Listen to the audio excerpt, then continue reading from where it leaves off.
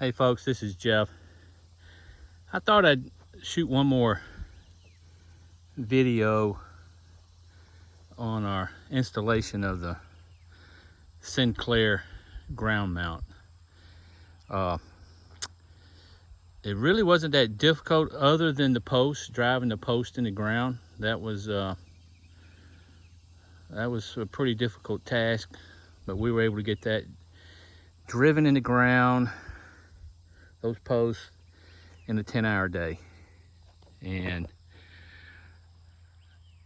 what we ultimately ended up using, we started with a Makita 42-pound demolition hammer, and we ended up with a Hilti 65-pound demolition hammer. Now, I posted a previous video. You might want to just take a look at it. We used a bucket truck and a ladder and a winch on the bucket truck to help hold the demolition hammer up, and we drove it with that. So we were out here 10 hours, and there was some time spent with setup and some break time and stuff, but I guess we averaged about 2 hours a post on average. So it was a chore, it was no doubt. I'm just going to go over a few things that sometimes get overlooked when you see a video of somebody doing an installation, because they don't really show you everything. At least I didn't see everything that would have been helpful for me if I had seen some of this. Number one is laying out the direction of your panels. Now, the panels need to be facing due south. That's the best place for it to face if you have that area available to you. I know you can orient them in different directions, but for me, in this area, with the way the trees are, or the lack thereof around this panel location, due south is the best location for me. So that puts my post running in a east to westerly direction. And Sinclair recommends that you start on the east side and go westward, and I'll explain that to you in just a minute because of the post spacing with their design system. So I laid this out, put these two batting boards up, one on the other end. I see the cows or goats or something have already knocked it off the rods, but that's okay. We're through with the string on that part. I'm going to use the string again here probably tomorrow, this weekend, and make a couple other adjustments on the mount. But I shot this in a due west direction, and I used an app on my phone called Spyglass. I had to calibrate it, and it's a little quick calibration tool or process you go through. But then I also verified that with a magnetic compass to make sure that I was going due west. And when you're using a magnetic compass, and also when you're using one of these electronic compasses, you got to make sure you take into account magnetic declination. In the app, the Spyglass app, it was compensated. There was a setting, so I compensated for it in the setting, so I was able to shoot due west on my app. But with my magnetic compass, I had to adjust for the magnetic declination for this area. And this location, according to, I don't remember the website I went to, but the magnetic declination here is 2 degrees and 6 seconds. 2 degrees, I'm sorry, 2 degrees and 6 minutes. I think that's the right way to say that. 2 degrees, 6 minutes. Since the magnetic declination point is to the west of us, I had to add those 2 degrees to my magnetic compass. So I had to shoot 272 degrees with my magnetic compass And that verified what I was doing with the digital app on my phone. So we set that up and we pulled this line tight, and I adjusted all my posts to be just a hair off that line. So we weren't exactly touching it. It was free floating around it. And I think you can see it's lined up pretty good. It's pretty straight through there. Now when you're laying this out, I came back about 3 foot from where I was gonna put my first post. And Sinclair's system, and I didn't understand why it was like this to start with. I understand now until we started putting it up. The first 2 posts are 160 inches center to center, and then every remaining post is 202 inches center to center. So that's how we installed it. We installed our first post, got it in the right place, took a measurement to our next one. We actually got the second post off a ½ inch. It's 159.5 instead of 160. But the rest of them are dead on at 202. And that worked out pretty good because there's some adjustment, a little play here in these slots. Now one thing I didn't know at the time, but we first put several sections of this up, or this whole area right here up, we used this slot. But when we did that, when we tried to get to our next post, it didn't match up. So we had to take it back apart and put this on here. Now we used a speed square to square this with this. I couldn't find my big square. And then we took a string and we did the same thing at the top. And then we took a string and stretched it out from end to end and got all our purlins in a line. Now these cantilevers here are added on both sides. We may have to do an adjustment on that one right there. It looks like it's running downhill a little bit. That's to accommodate that I have 42 panels instead of the standard 40. So the panels are going to come over this way some. I haven't laid them out here. My panels are 40. I'd have to look. I think it's 41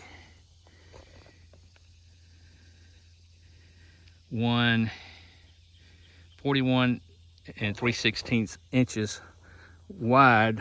That's the width of the panel plus the width of my mounting device that's going between the panels. So based on that and the number of panels that I'll have in a row, I'll calculate the spacing and where I need to start on here. And that's not going to be difficult to do. We simply take the total width of our panels. There's 21 panels that will run this length. And I've got the measurement on those.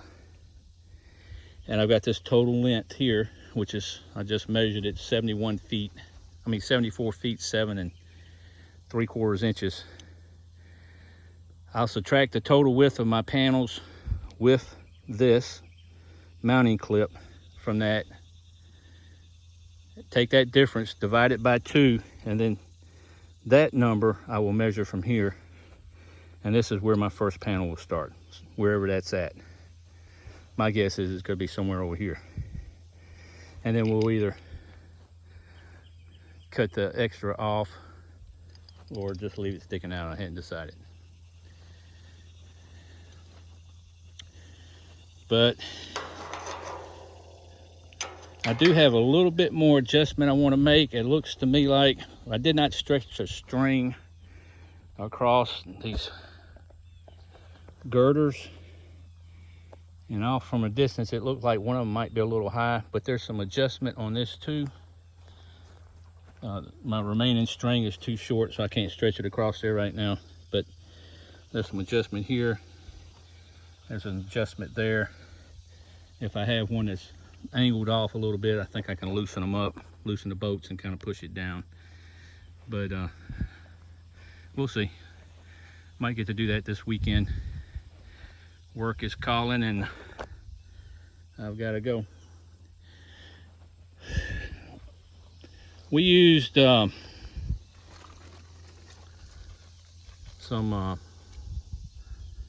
electric cordless impact drivers, and this particular one is a 15/16 socket, and the ones down here is something smaller. I don't remember that size, but we had a Porter cable and also a Milwaukee, and that's what we used to tighten these up with. Now we're going to come back with a torque wrench and torque them.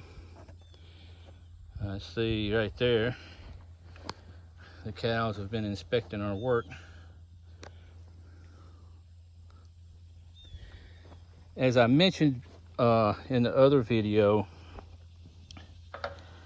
this we started driving with the post on top of the ground, just right on top of the grass, and we could not get it to budge. It wouldn't do anything.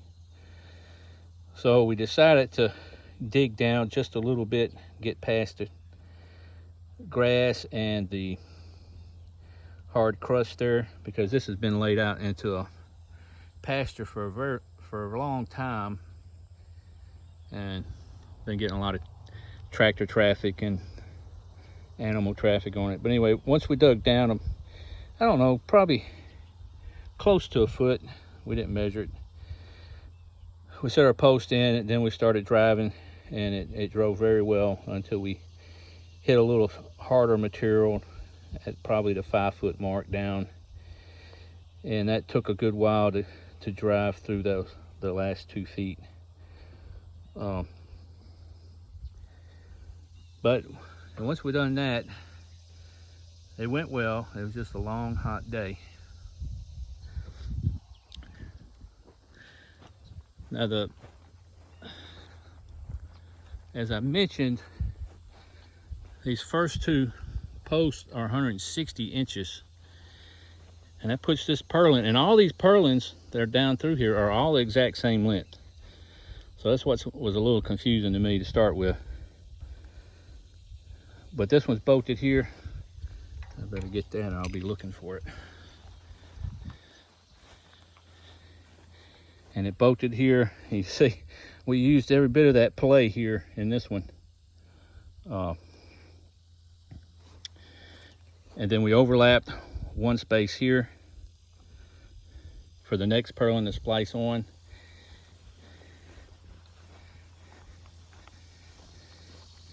And in doing that, I put the slot back over this. I'm going to call it a girder. I don't know what it's called. I'm going to call these angled pieces a girder.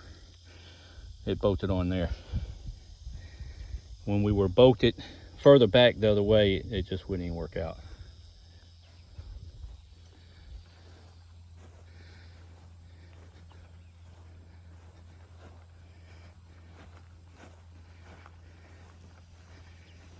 I used a Hupar automatic laser level. I'd set it up right over there where that grass is a little bit taller. And I used that to level these posts as we were driving them, or to get the height, to set the height of the post. We used a post level to keep our post actually level straight up and down. But then I used the Hupar automatic green laser level to get the heights right. And that's really important, I think, because this ground is not level. It's a little deceptive. I mean, I could tell there's a little slope right there. Goes up a little bit, comes up over here, but a string over that distance will sag. So if you're trying to use a string level, it's probably not going to work very well. But this little Hupar laser level, which showed in the previous video. Wasn't very expensive. And I think I may have said it wasn't a high quality. I shouldn't have said that. It appears to be a good quality laser level for its intended purposes. And for me, I'm using it out here on my farm. I bought it specifically for this project. I think it was around $200. And I'm sure it's not as heavy duty as a Bosch or Topcon, but I didn't want to spend $600 to $800 on a laser level that I'll probably only use a few times. I'm trying to think, well, I did mention before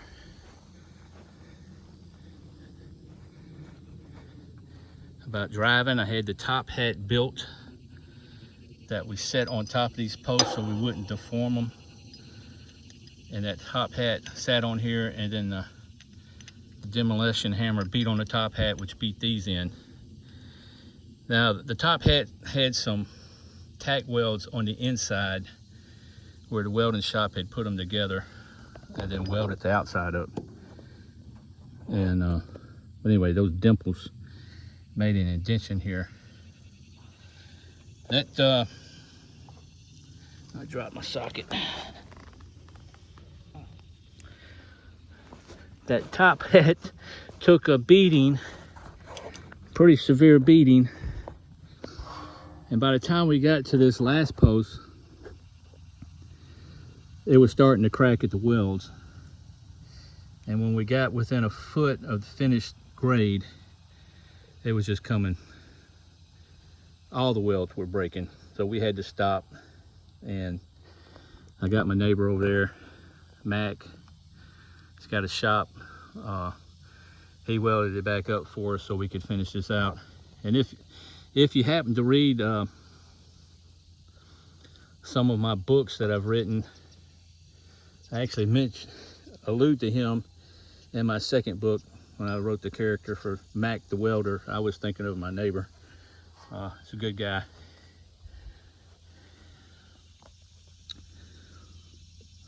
So if you're interested in reading something, look my name up on Amazon. All right, trying to think if there's anything else.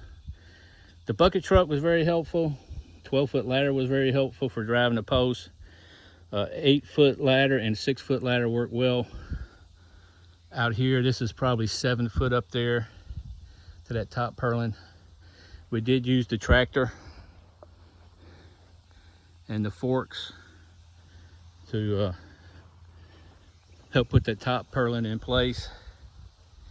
And actually, I was out here for about 2 hours yesterday morning, and we got the first section up, and then I ended up having to go on a trouble call, and Harold and Clay run the rest of these purlins. And we made a few adjustments and may have to make a couple more this weekend when I get back on it. But overall, I think they did a pretty doggone good job considering they've never done anything like this before. And probably have to make a little adjustment on those end ones. But we all end up having to go out on jobs about 11 o'clock. So we only worked on this project till 11. It was mostly Clay and Harold.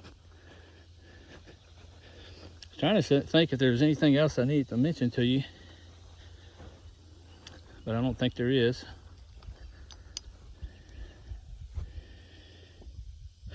So if you got any questions and I can answer them, I would certainly be willing to do so. I am definitely not a professional at this. This is our first install of a solar array, and I'm sure it shows. But I don't think it turned out too bad. All right, I know it's a long video. Enjoy your day.